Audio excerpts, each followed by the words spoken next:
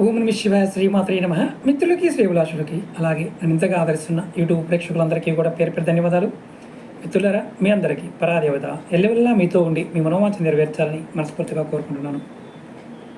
చాలామంది గురువుగారు వరాహీదేవి గురించి చెప్పండి అని అడిగారు. ఎవరు అసలు వరాహీదేవిని ఆరాధించాలి? అందరూ ఆరాధించవచ్చా?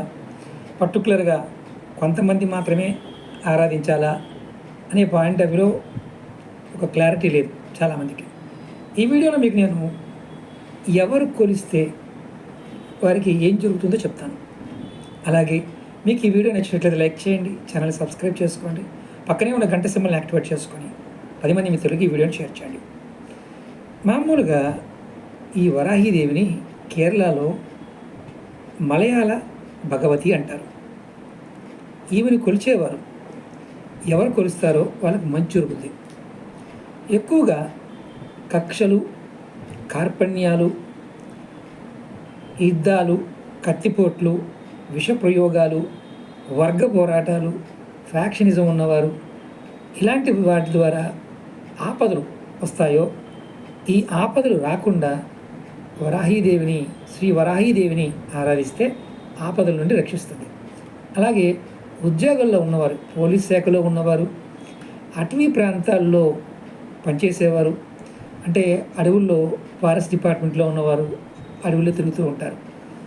జంతువుల నుండి రక్షణ కోసం కూడా అమ్మవారు ఆరాధించాలి. అలాగే పోలీస్ శాఖలో మామూలుగా నక్సలైట్లు పట్టుకోవడానికి, తీవ్రవాదుల్ని అంతమొందించడానికి సైనికులు ఇలా వెళ్తూ ఉంటారు. వారు కూడా ఈ వరాహీదేవిని ఆరాధించాలి.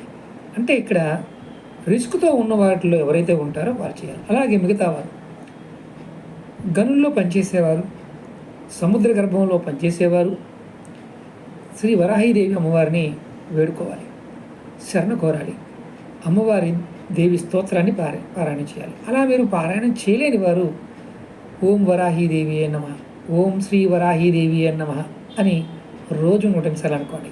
మీకు ఒక ధ్యాన శ్లోకాన్ని కూడా నేను వీడియో డిస్క్రిప్షన్లో పెడతాను. అది మీరు కాపీ చేసుకొని మీ ఫోన్లో కాపీ చేసుకొని చదువుకోండి. ఓకే మిత్రులారా, మీకు ఈ వీడియో నచ్చినట్లయితే లైక్ చేయండి, ఛానల్ని సబ్స్క్రైబ్ చేసుకోండి, పక్కనే ఉన్న గంట సింబల్ని యాక్టివేట్ చేసుకొని 10 మంది మిత్రులకి ఈ వీడియోని షేర్ చేయండి. ఓం నమః శివాయ శ్రీమాత్రే నమః.